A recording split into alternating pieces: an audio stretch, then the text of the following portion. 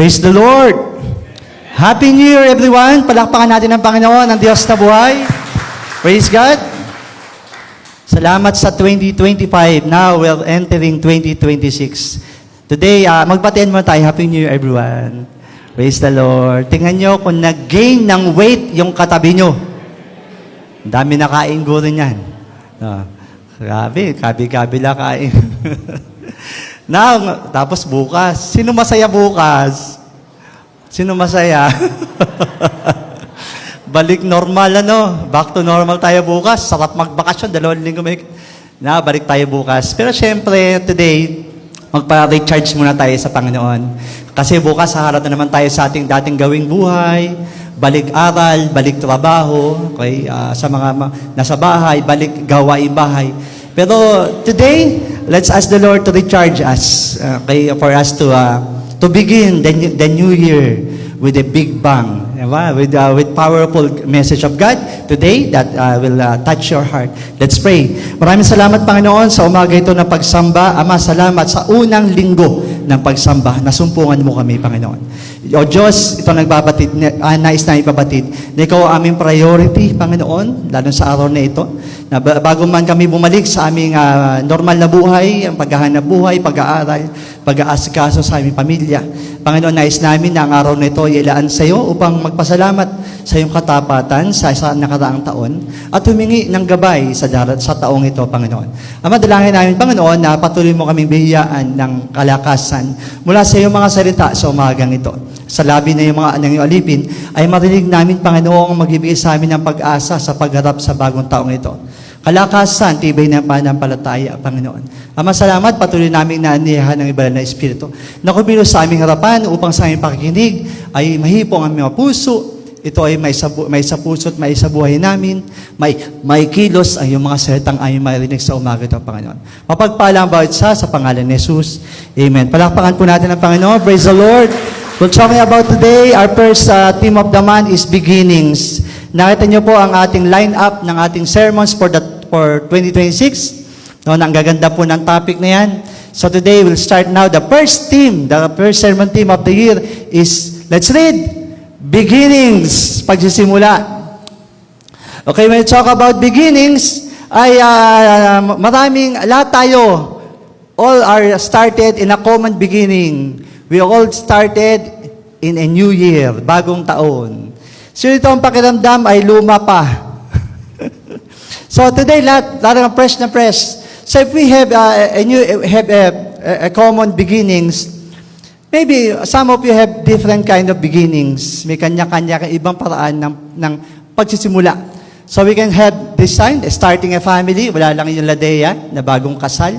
So today will be they're starting their family. Bagong kasal last December. So starting a family by 2026. Some of you have told me that, Pastor, magko-commit ako sa ministry.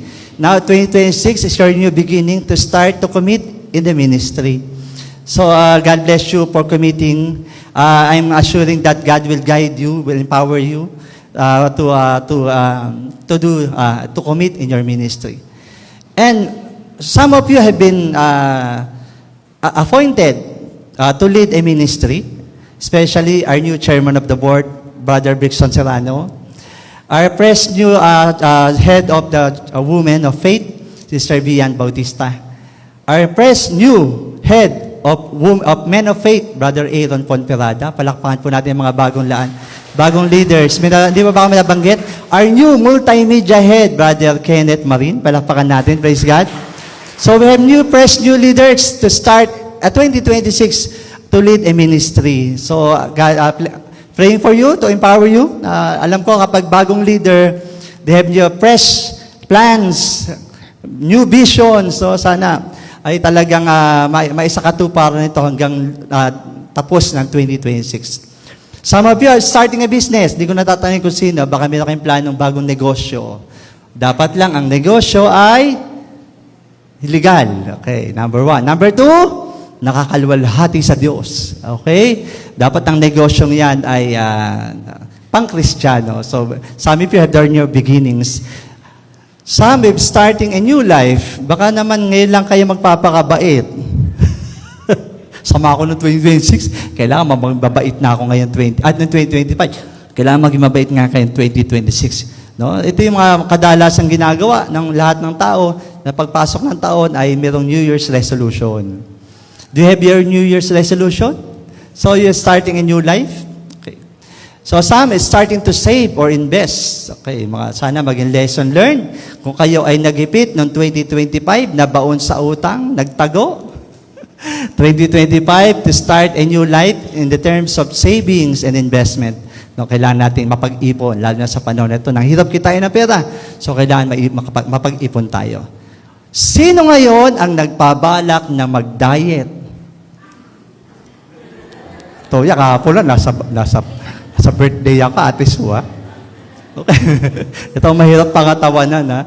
Alam niyo ba, hindi ko na naano sa annual planning, eh. Sana pala, pag January, meron tayong prayer and fasting, ano? Pwede ba ihabol dyan? Para naman makatipid ang church, kakagastos ang pagkain ng mga to. Ang gusto ko na mag-diet, sakit, ang bigat ng tiyan ko. Okay, so, Sam, one sister nagpaalam, Pastor, sorry, natapat sa paglilipat. So, she's starting a new home. Okay? So, different beginnings, different ways that God have given us a new beginning kung paano tayo magsisimula sa taong ito. Okay, okay na ba to? Multimedia. Okay, can we have movie watching? This is 7 minutes video about the creation. Para lalo nating ma-absorb paano nilikha ng Diyos ang ang mundo o asang kalika. Let's watch. In the beginning, God created the heavens and the earth. The earth was without form and void, and darkness was on the face of the deep. And the Spirit of God was hovering over the face of the waters. Then God said, "Let there be light."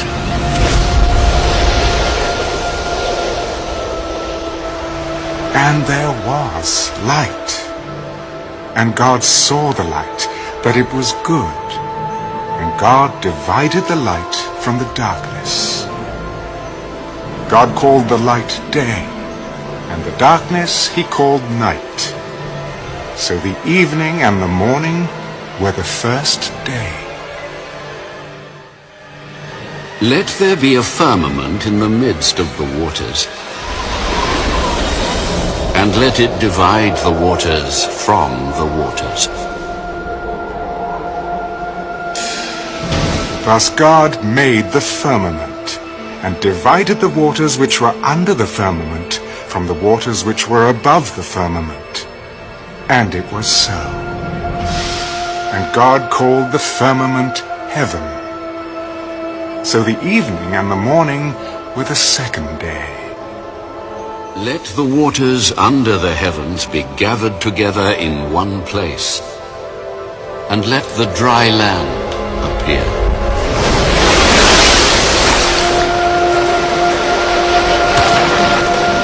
And it was so.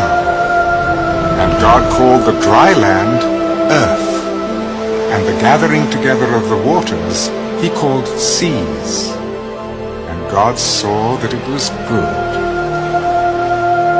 Let the earth bring forth grass, the herb that yields seed, and the fruit tree that yields fruit according to its kind, whose seed is in itself on the earth. And it was so. And the earth brought forth grass, the herb that yields seed according to its kind, and the tree that yields fruit, whose seed is in itself according to its kind. And God saw that it was good. So the evening and the morning were the third day. Let there be lights in the firmament of the heavens to divide the day from the night, and let them be for signs and seasons, and for days and years, and let them be for lights in the firmament of the heavens, to give light on the earth. And it was so.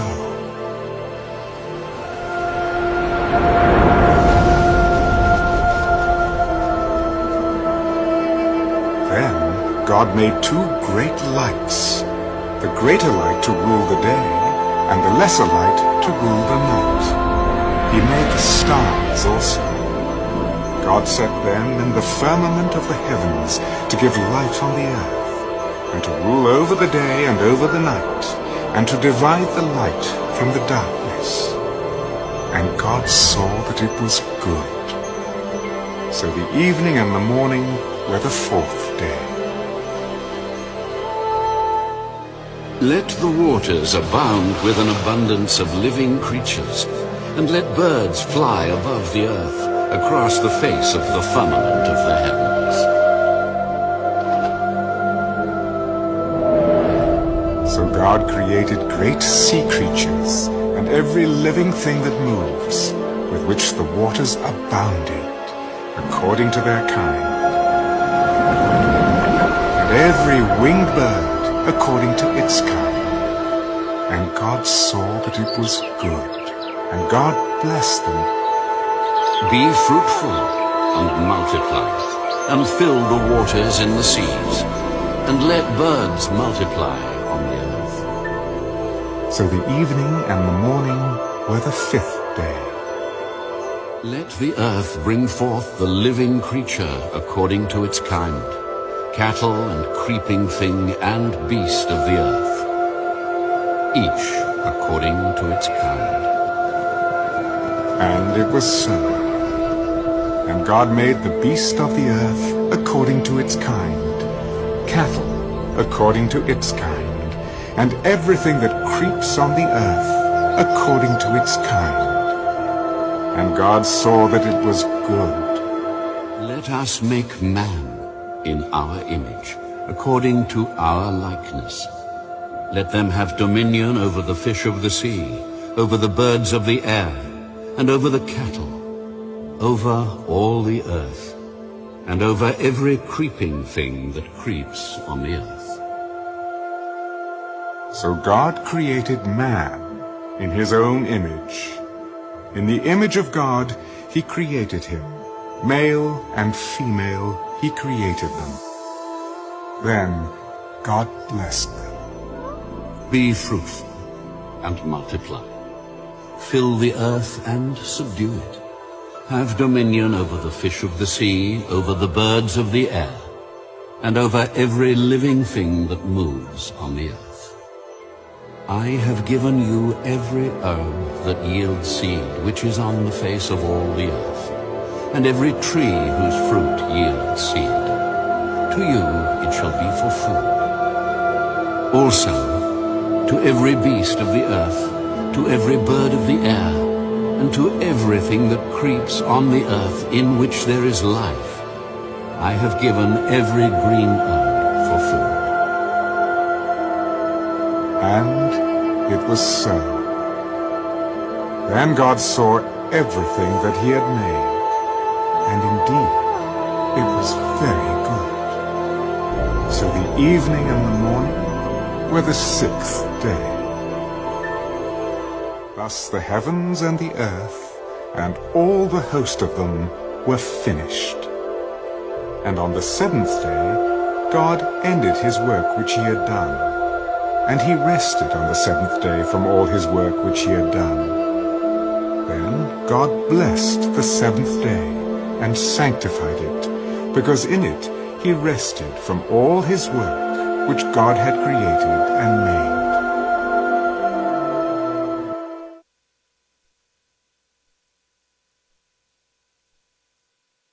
Praise the Lord. Ang ganda ng video, no? Talagang detail to detail. Nakita natin paano nilikha ng Diyos ang una, the Genesis, the creation. Okay, let's talk about this, the beginnings of creation. Yung ating binasa, Genesis chapter 1, verse 1 to 2. In the beginning, God created the heavens and the earth. Now the earth was formless, empty, darkness was over the surface of the deep, and the Spirit of God was hovering over the waters. Ito yung nakita natin sa video. Kaya meron sang, ito yan. God has no beginning. No, wala pong simula ang Diyos. Bible begins with God. Genesis chapter 1, talk about God. So making no attempt to explain who God is and argue about God's existence. Sa Bible, pagbukas ng Genesis chapter 1, verse 1 pa lang, binanggit na ang Diyos siya bilang Diyos. Hindi siya in-introduce, sino siya, saan siya galing, ano ang kanyang background, ano ang kanyang kakayahan. It is He is God. So, making God, no attempt to explain who God is or argue for God's existence. It simply assumes that God is always and has been. No? God is and always has been. So, talaga sa Bible, siya na. Diyos na siya. Okay, the creation is solely an act of God. Ang Diyos lang ang nakagawa ng paglilikang ito. It's not an accident. It's not a mistake. It's not the product of inferior deity, but the self-expression of God. Ito raw ay sariling ekspresyon ng Diyos. Okay, nakita natin sa video, there are 7 days of creation, actually 6 days. Day 1, light. Day 2, atmosphere and firmament. Day 3, dry ground and plants. Day 4, sun, moon, and stars. Day 5, birds and sea creatures. Day 6, land, animals, and humans. And day 7, the God rests at Sabbath. Sumama po ninyo sa verse na to. Okay, check muna. So, in the beginning, God created the heavens and the earth. Sa verse 2, ito yung ating day 2. Now the earth was formless, empty, darkness was over the surface of the deep, and the Spirit of the God was hovering over the waters. Dito sabi ng mga na scholars, yung Spirit of God, sa hovering, yung hangin, di ba? Pag humangin po, gagawa siya ng alon, gagawa siya ng wave. Okay, merong isang libro, Dispensational Truth by Clarence Larkin. One of their reviews is that the creation in Genesis chapter 1 and the creation in Genesis chapter 1, verse 1 and verse 2 are different. Sa Genesis chapter 1, ito banggitin natin, i-close up natin. Ito yung Genesis chapter 1, verse 1. Ito yung Genesis chapter 1, verse 2. Ang Genesis chapter 1, verse 1, sabi ng, in the beginning, God created the heavens and the earth.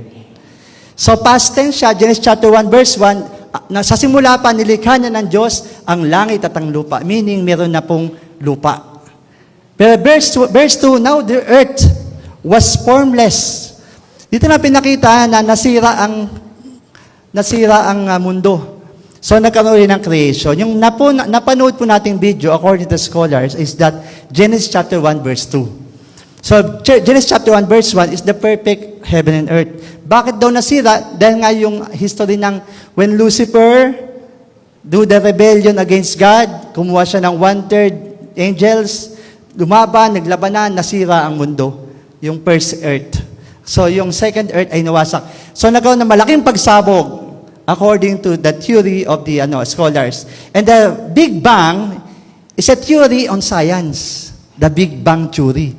Ang theory sa mga teachers, di ba, the Big Bang theory talks about, after the big explosion, nagkaroon ng earth. Ay, sorry.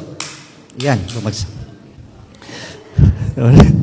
So, nagkaroon ng earth, nagkaroon ng mundo. So, ito yung, according to the Spirit Word by Clarence Larkin, so, ito yung original earth, nawasak siya because of the Big Bang, the big explosion. At ito yung original, yung recreated, ito yung Genesis chapter 2, verse 1, na napanood natin, yung 6 days creation.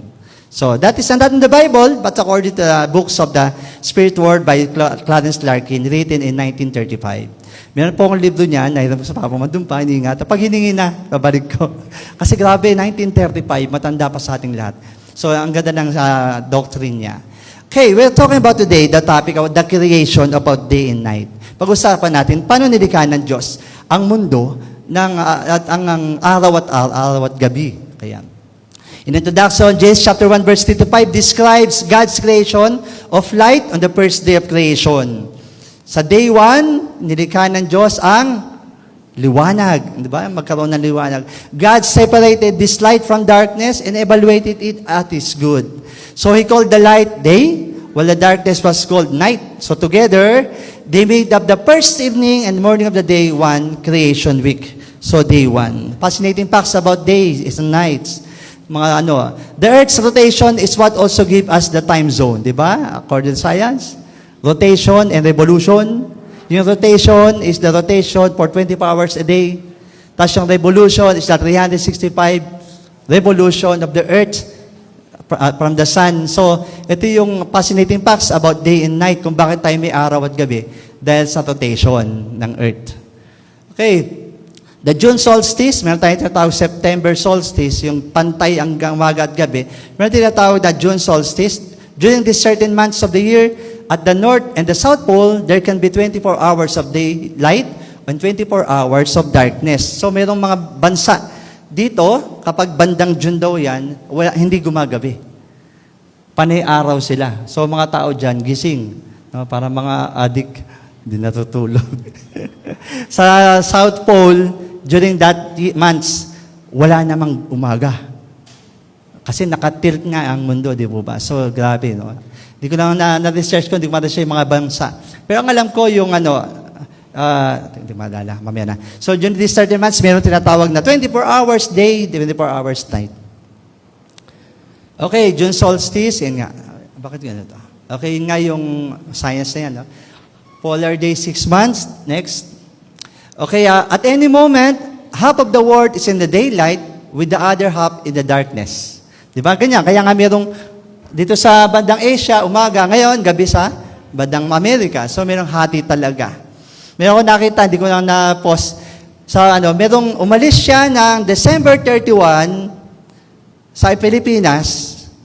Hindi, umalis siya ng January 1 sa Pilipinas. Pagdating sa Amerika, December 31. Di ba? Kasi iba kasi yung time zone. So, paano yung kilalagay yung kanya? No? Umalis siya ng January 1, pagdating sa Amerika, December 31. Di kasi nauna nga tayo magdiwa. Okay. So, example yung Russia pala. The land of day and night at the same time. Ito palang Russia, meron silang araw na may part na araw, may part na gabi. Kung titingnan nyo sa mapa ang Russia, ang laki kasi niya. Ang laking bansa, ang laki ng territory niya. Kaya nangyayari, merong part na araw, may part na gabi. So, inaabot na yung paghahati ng araw at gabi. So, what's the significance of the creation of day and night? Anong kahalagahan? Bakit nilikha ng Diyos ang araw at gabi? First point, God created the day to let there be light. Napakasimple, from Genesis chapter 1, verse 3. And God said, let there be light, and there was light. Sinabi ng Diyos, magkaroon ng liwanag, at nagkaroon nga ng liwanag. Balikan natin yung 6 days ng creation. In days of creation, light was created in verse 1 to 5. Atmosphere and firmament in verse 6. Kung babasahin niyo po yung verse 6, kayo na sabi sa video, magkaroon daw ng firmament o kalawakan sa gitna ng mga tubig. Kaya isipin nyo, kung meron tubig dito, merong firmament, kalawakan, may tubig din sa taas. So yun ang assumptions ng mga scholars din, kahit mga scientists, merong malaking katubigan sa taas. Kasi sa Bible, as biblically accounted in Genesis, tubig, hinati ng kalawakan, at tubig uli. So may water sa taas. At then the dry grounds and plants, the sun, moon, and stars. Tanong, day 1 pa lang nagkaroon ng liwanag, pero on the day 4 pa lang nagkaroon ng araw at buwan. Okay? And the birds yan, tinakita natin. Now, let's talk about this. So, how could God create lights with those lights? Paano nakalikha ang Diyos ng liwanag? On day 1 pa lang, hindi pa niya nalilikha ang araw. So, who is the main source of light? Ang Diyos.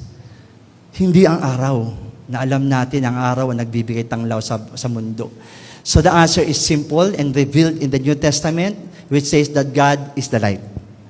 Ang Diyos ang liwanag. This is the message we have heard from Him and declare to you, God is light. In Him, there's no darkness at all. Ang Diyos daw ay liwanag at walang anumang kadiliman sa Kanya. Another one thing, Genesis 1 chapter 1 verse 2. When God created the light, there's already darkness. Meron ng kadiliman. So, anong unang nilikha? Kadiliman, bago ang liwanag. Okay, let's talk about the darkness and light. So God Himself produced the light without the sun and the moon. Diba? Natin natin, doon ni araw, tapos lumiwan. So, on the day 4 pa lang, dumating ang sun and moon. Okay, we live in a world of darkness. Tayo na nabubuhay sa mundo ng kadiliman. We live in a dark world where suffering and death are real.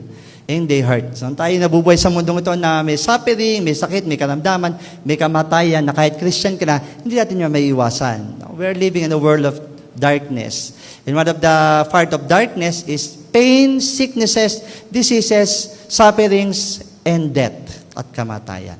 At masakit siya. Di po ba? Last December, we lost Ate Susan, and lately, Brother Mase, kamakalawa, I lost Andres. So yung kapag ang kamatayan ay dumating, it is hurting talaga, napakasakit. Pero we should realize that talaga ito ang bahagi ng ating mundo. Kasi makasalanan ng mundo. We're not exempted for pain and disease and sicknesses and death. We're not exempted. But the reality of that is that kahit di tayo exempted, we have the hope. Meron tayong pag-asa na ating napag-aralan during December season.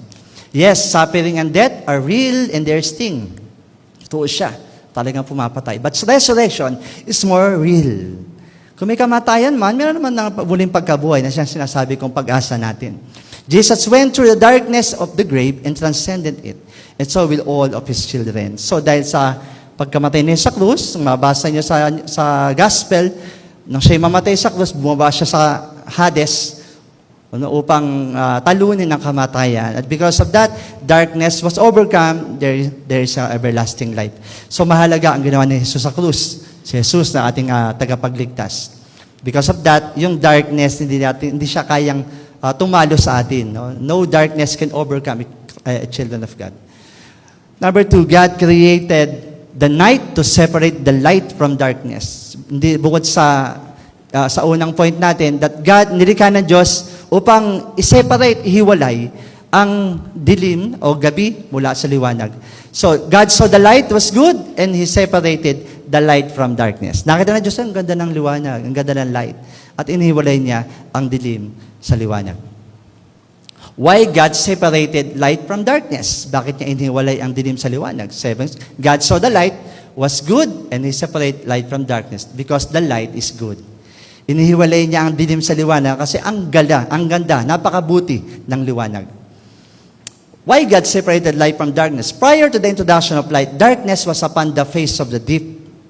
One would assume that darkness was created before the light. No, talaga ang darkness, unang nilikha bago ang liwanag. It was created because nothing supersedes God who created the world from nothing. So, upang, kumbaga, hindi mo marirealize ang kahalagahan ng liwanag kung di mo makikita ang kadiliman.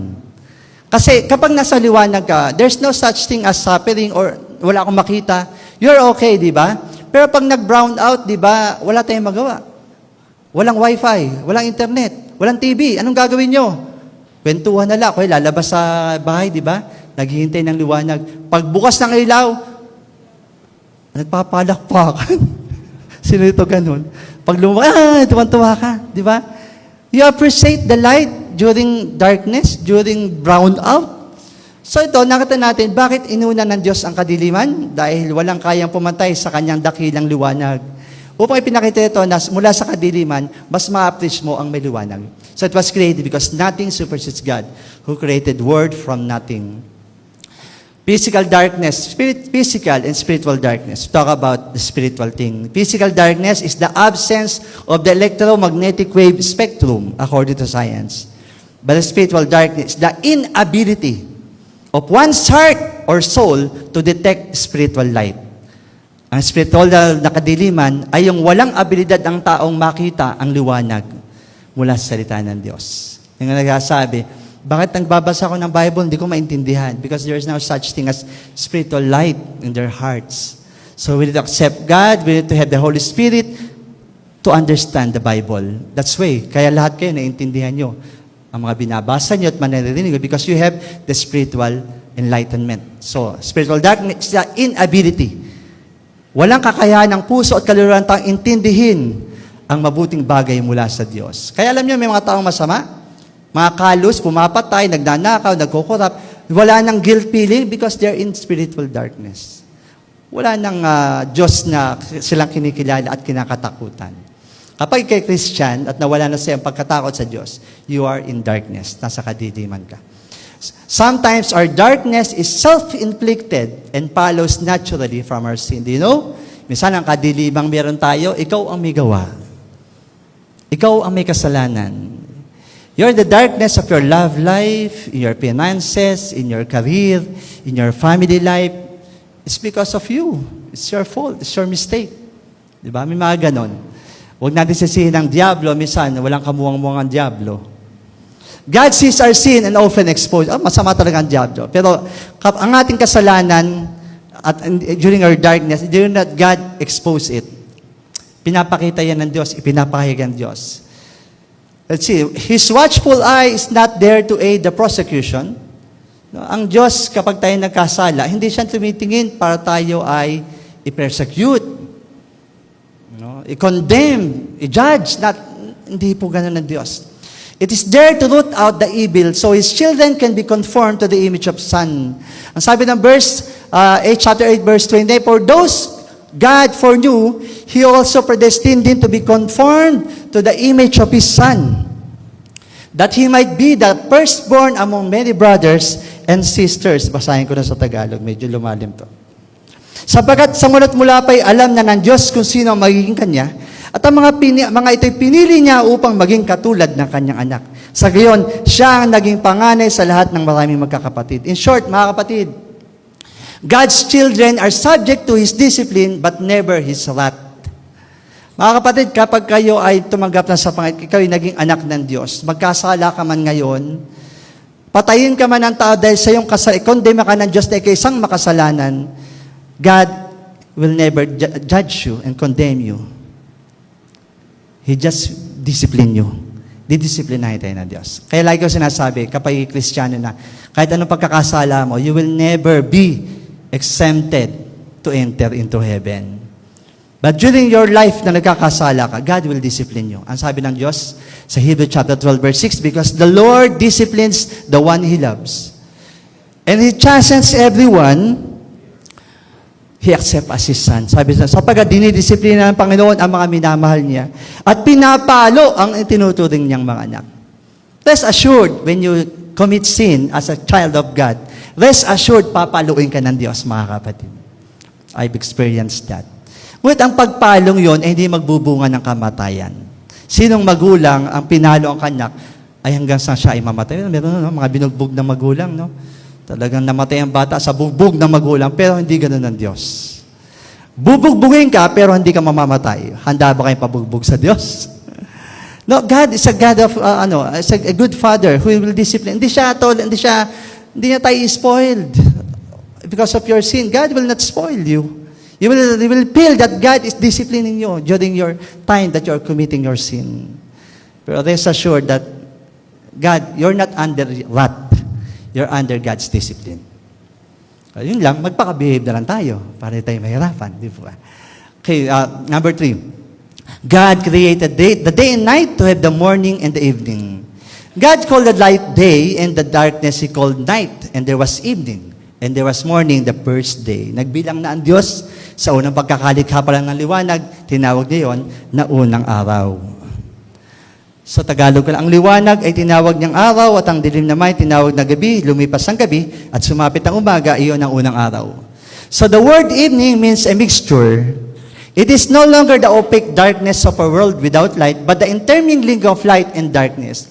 So yung evening daw, hindi siya total darkness. It's a mixture of light and darkness. Di ba? Sa gabi, kapag titingin ka sa langit, bagamat madilim ang langit, may mga kislap ng bituin. O kaya may konting liwanag ng araw o liwanag pala ng buwan. Di ba? So, ang tinawag na evening is not a total darkness. It's a mixture of light and darkness. Intermingling of light and dark. This is followed by a morning that is a breaking forth of light. Evening is placed first because there was a progress from a less to a greater brightness and order and beauty. Unang nilikha raw ang gabi bago ang umaga. Kasi nga, dark before light. Why? Sa mga Hudyo, ang bilang ng araw nila magsisimula sa gabi. Kaya nga yung nalilito tayo sa Easter, yung pagkabuhay ng Panginoon. Kung bibilangan nyo, nagbibilang ang mga Hudyo sa gabi, papunta sa patungong araw. Kaya minsan nalilito tayo sa Ramadan nila. Diba? So, they appreciate night because kapag gabi, pagdating ng pagsikat ng araw, ma-appreciate mo ang liwanag. Iba ang pakiramdam ng sunrise. Kasi hope, pag-asa. Iba ang pakiramdam ng sunset. Takip silim. Anong ibig sabihin? Palubog ng araw.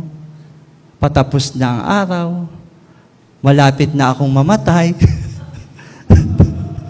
Di ba, takip sili, nabanggit ko sa isa burol ni Ate Sue, ang buhay natin parang buong araw eh. Ang mga bata, sinilang yan, mga alas 6 na umaga. Pag nag-toddler, mga alas 7, alas 8. Pag kayo nag-teenager, nagtanghali, kapag kayo dumating na sa adulthood, mga 12 o'clock.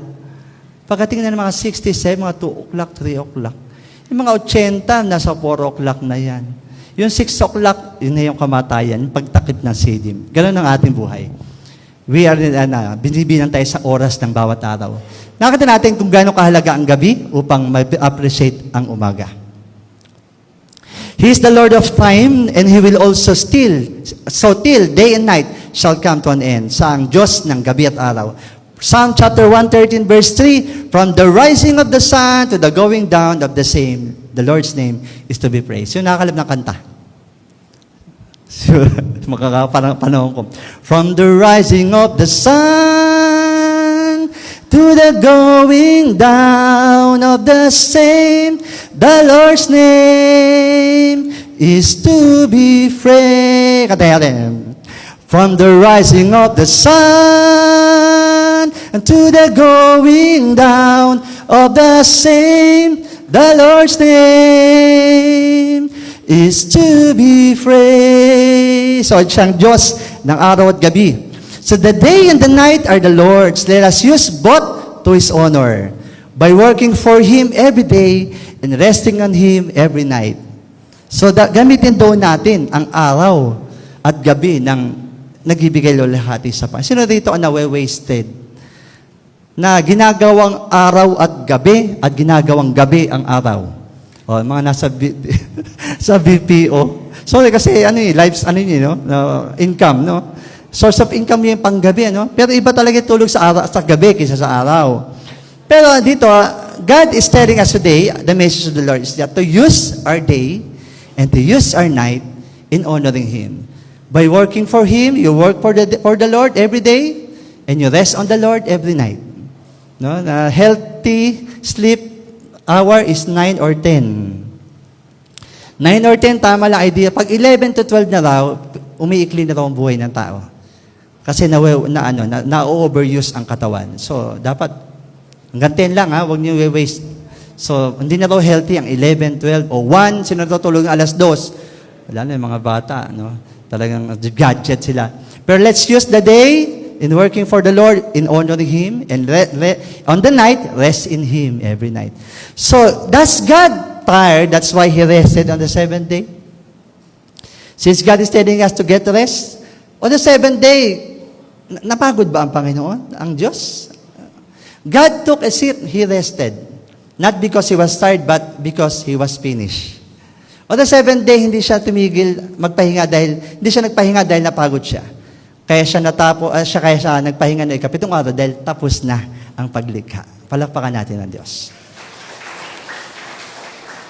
Sa mga ministry, may mga career, yung planning nyo or project, when you achieve a certain project, kapag tapos na siya, take a rest. Huwag yung another project. The way God created the world, na after the project, He rested. He appreciate the project. Ang ganda na nagawa ko, Lord. So, thank you. I need to relax. Kailangan ng celebration. Mga ganon. So, kailangan wag tuloy-tuloy. Hanap buhay, trabaho. Kaya nga sa ating mga nagtatrabaho, kailangan natin ng rest. Kaya nga, nagbigay ang gobyerno ng rest day. Meron din kaming break time. No? Yung 12 to 1, break time natin yun. Kaya after lunch, yung aking yung ating body clock, after kain, talagang antok na, itutulog ko po yan. 45 minutes, power nap. Kaya kapag board meeting, pagkakain namin, para akong groggy, hindi ko na makita yung mga board. Kasi magpapakain ng masarap, tapos mamaya, may meeting na. Hindi na nagaganon-ganon na ako. Hindi ko na maintindihan yung mga sinasabi. Kasi yung body clock ko, pagkakain, itutulog. Power nap. Pag di ko naka-power nap, yung maghapon, ang sakit sa ulo. Minsan ganun ang ating. We need rest. To relax the body. Okay. So the way God relaxed, He seated and observed, everything is good. Okay, ito po tayo. Last 4 minutes. So in Genesis chapter 2, verse 1 and 3, thus the heavens and the earth were completed in all their bestiary. So itong verse 1 to 3 talks about God finished and completed the creation. In verse 1, completed. Verse 2, it is finished. Verse 3, it has done. So talagang ang galing ng Lord sa paglikha. Nakita nyo? Tsaka nyo, itong mamasdan nyo kung mapunta kayo sa mga beach o kaya underwater activity kayo. Nakita nyo yung colorful creation ng Lord na very creative ang Diyos. Di ba? So sa mga bulaklak, grabe, yung kalikasan, makikita mong daig ng Diyos ang tao sa creation. Di ba? Napaka-perfect. So about rest day. Rest day allows your body and your mind and time to recover from workouts. We need the rest day. In God's presence, you will always find peace, rest, and protection. Ako, rest day ko Sunday lang at nasa church pa. Pero do you know, hindi ko naramdaman ang pagod because my rest is in the church. Ito na aking kapahingahan. At ramdam ko na ang kapahinga ko, bagamat I'm bodily weak, but my spirit is being rested during Sundays. So rest in the Lord and wait patiently for Him. Do you know that kung kayo ay merong Sabado at Linggo, ng rest day is good for you to relax, spend with the family. But rest assured, the rest day, the Sabbath day, prioritize the Lord. Priority natin ang Panginoon. Kasi walang dadang isang linggong puno ng biyaya at pagpapalat, kalakasan at buhay kung wala ang biyaya ng Diyos. At dapat magpasalamat sa bawat linggo. Prioritize God. And prioritize the Lord in time management. Okay. Please come early. Don't be late in worship. Okay. So, just an advice. No, huwag kayong magagalit sa akin, huwag magtatampo. Nirestrict na po namin devotion, 8 o'clock sharp, isasarado ang pinto. Late will never enter. So, it's a discipline. Today, let's start a day with a big bang. No, more glorification and greater glory for God in 2026 by being a disciplined members of the church. Rest in the Lord, wait patiently for you. Huwag niyong gawing kapaguran ng pagsamba. Sisimba na naman. Tapos magmamadaling umuwi kasi magsasaing. Huwag niyong gawing pressure, ang stress, ang Sunday service. Dapat dito kayo nakakapahinga. Dapat dito kayo lumalakas, dito kayo nabubusog. Na paglabas yun ng pintuan, napakalakas mo na sa buong sangligong pakikibaka. You need God every day of the week.